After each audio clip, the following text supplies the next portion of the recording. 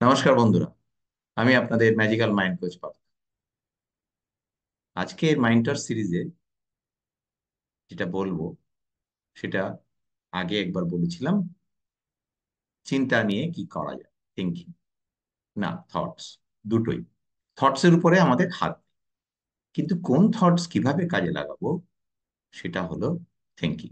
Thoughts হলো raw material, আর thinking হলো প্রসেসিং, যেটা আপনার হাতে আছে। Thinking is the root cause of suffering.